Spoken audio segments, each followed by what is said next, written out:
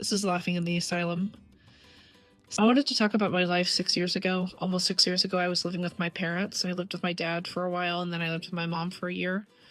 And my mom was dying, and I was incredibly sad. I was incredibly depressed and suicidal, and I was having anxiety attacks all the time. I developed anxiety in May of 2021 because of the second vaccine, because of the second COVID booster. And I wish I'd never taken them, but I had to for work. I could barely function. For the 2 years after I moved into my apartment, I couldn't function. I didn't work.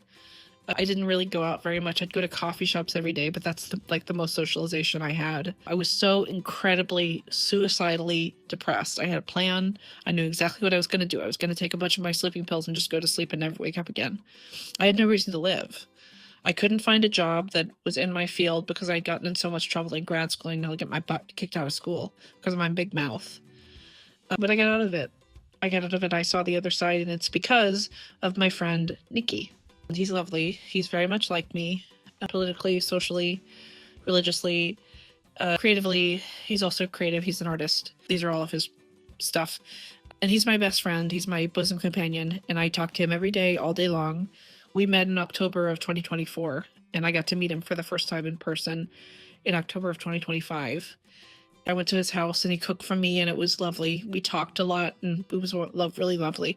But having a friend like that is really essential. It's hard to find a friend like that, but I was in a really bad place 6 years ago.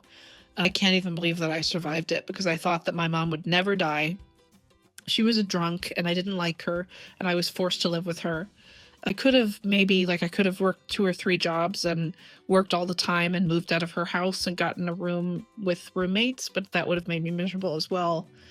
Either I would have been miserable working all the time and living with roommates, or I would have been miserable living with my mom. So there wasn't a choice to not be miserable. I couldn't work.